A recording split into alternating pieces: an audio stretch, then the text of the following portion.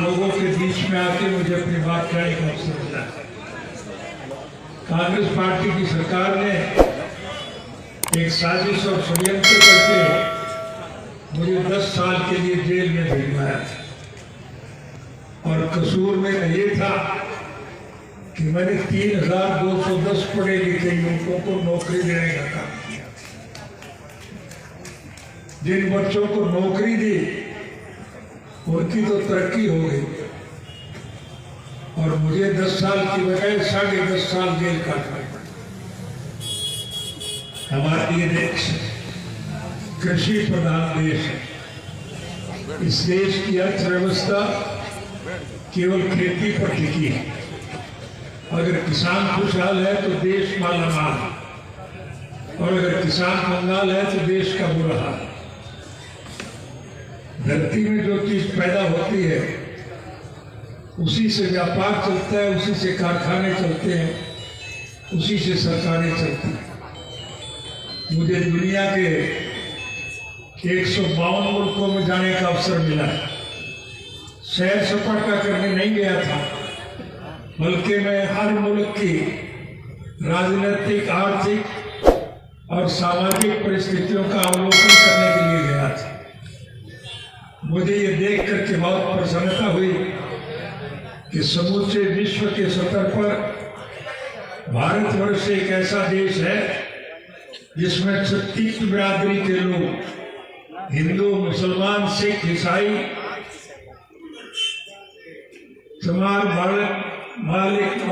वाल्मीकि, धाड़क, रेगर, खटीक, खाती, कुमार, लुहार, मणिहार, सुनार, ब्राह्मण, बड़ियर, व्यापारी और कारखानेदार सभी लोग आज इस देश के सम्मान को बरकरार रखने में जुटे हुए। लेकिन बदकिस्मती से इस देश में कुछ ऐसे लोगों के हाथ में सत्ता आ गई जिन्होंने जात पात का जय फैला करके हमें आपस में लड़ाने का काम किया, हमें बांटने का काम किया और उसकी आड़ लेकर के सत्ता पर कब्जा जमा करके फिर उन्होंने देश की दौलत को लूटने का काम किया। विकास के नाम पर कहीं एक ईंट नहीं लगाई। हमारी जब सरकार गई थी तो हमने तो 2000 करोड़ रुपया सरकार के खजाने में नकद छोड़ा था और आज हरियाणा सरकार के सर के ऊपर 2.5 लाख करोड़ से भी ज्यादा का कर्जा है। जो बच्चा पैदा होगा वो 1 लाख का कर्ज अपने सर पर लेकर के पैदा होगा। वो आएंगे, आपके बीच में आए भी होंगे, उनसे एक ही बात पूछना कि इतना कर्जा किस बात का होगा, जबकि विकास के नाम पर कहीं एक ईंट नहीं लगाई।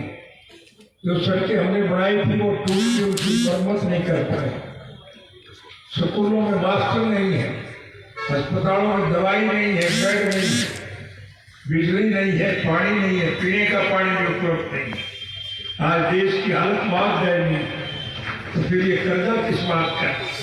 इससे साफ जाहिर है कि ये लोग इस पैसे को लूट करके खाने में लगे हुए।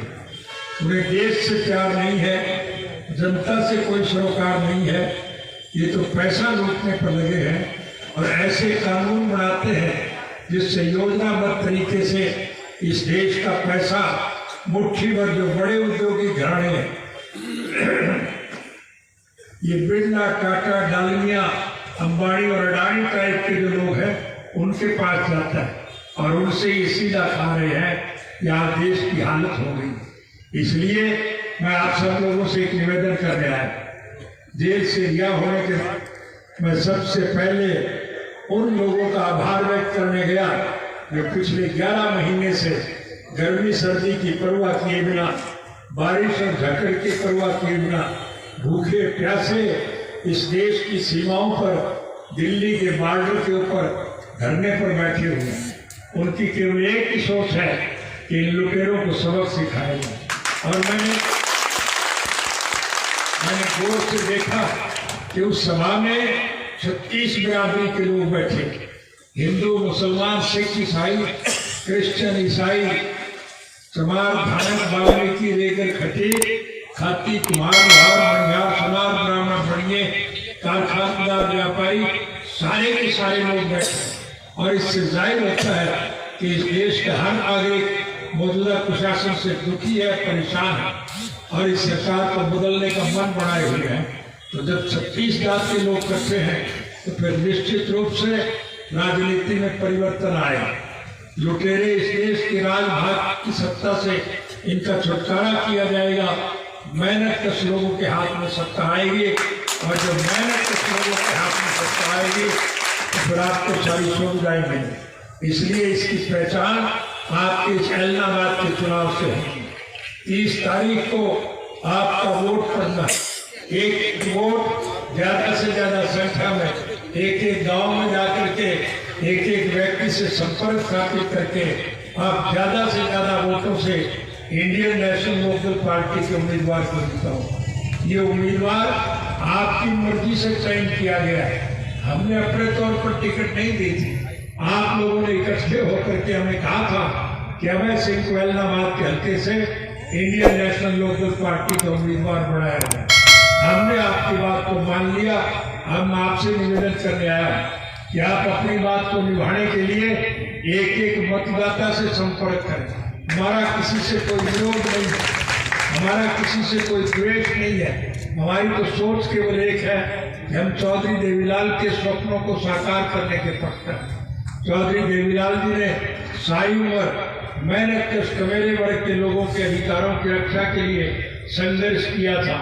ये पौधा उनका लगाया हुआ पौधा, इंडियन नेशनल लोकदल ग्रुप इस पौधे को आपने अपने खून से सींचने का काम किया। लेकिन बदकिस्मती हमारी ये रही कि जब वो पौधा फल देने लगा तो लुटेरे वर्ग के लोग उसका फल तोड़ करके लूट करके ले गए। इसलिए मैं आपको निवेदन करने आया, अब नए सिरे से आप अपने संगठन को मजबूत बनाओ। जात बड़ी नहीं होती, जमात बड़ी होती है। इंडियन नेशनल लोकदल पार्टी अगर मजबूत होगी तो फिर निश्चित रूप से परिवर्तन आएगा और ऐलनाबाद का उपचुनाव अगर भारी मतों से आप जीतेंगे तो फिर आपको 3 साल इंतजार करना नहीं पड़ेगा। फिर इस सरकार में भगदड़ मच जाएगी, इनके गठबंधन टूट जाएंगे, इनके चुने हुए प्रतिनिधि इनको छोड़ करके आपके साथ आकर के शामिल हो जाएंगे। तो फिर हरियाणा प्रदेश में जब मध्यावधि चुनाव होंगे तो फिर निश्चित रूप से इंडियन नेशनल लोकदल पार्टी की सरकार बनेगी। ये मैं नहीं कहता, विरोध पक्ष के लोग भी इस बात को मान के चलते हैं। आज हर आदमी की जुबान पे एक बात है कि जब भी चुनाव होंगे हरियाणा प्रदेश में इंडियन नेशनल लोकदल पार्टी की सरकार बनेगी। उर्दू का एक मुहावरा है, आवाज एक खलक नगाड़ा एक खुदा। कि जनता की जो आवाज होती है वो परमात्मा का नगाड़ा होता है। इसलिए निश्चित रूप से आपकी सरकार बनेगी। मैं आपसे यही निवेदन करने आया हूँ, राज बना लो फिर सारे वोट में काट दो। हमारी सरकार के वक्त में पहले आपको कोई दिक्कत आई, ठीक है, भविष्य में बिल्कुल नहीं आए। 3210 लड़कों को नौकरी देने के नाम पर मुझे 10 साल की सजा हुई। अब के राज बना दो, मैं हर पढ़े लिखे बच्चे को, चाहे वो किसी भी धर्म और मजहब को मानता है, किसी भी जाति का है, किसी वर्ग से जुड़ा हुआ है और चाहे किसी के रोजगार, व्यवसाय और कारोबार का कोई भी साधन क्यों ना, चाहे किसी पढ़े लिखे लड़के के माँ बाप ने किसी कारणवश वोट चाहे कहीं भी दिया हो, हम उसमें वोट की राजनीति नहीं करेंगे। हम हर पढ़े लिखे युवक को उसकी योग्यता के मुताबिक नौकरी देंगे। अगर आपके गांव का पढ़ा लिखा लड़का अगर अच्छे पद पर होगा तो आपकी भलाई की बात सोचेगा नहीं सोचेगा। इसलिए मैं आपसे कहता हूँ, हम हर बच्चे को नौकरी देंगे, चाहे बाद में मुझे फांसी टूटना पड़े, मुझे इस बात की चिंता नहीं। इसलिए आपसे थोड़े लफ्जों में केवल एक निवेदन करने आया, मेरी आयरन रखोगा तो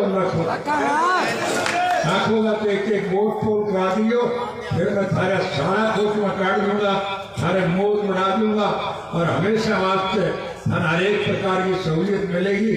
आई बात थाने पे आयो, थारा बहुत बहुत धन्यवाद।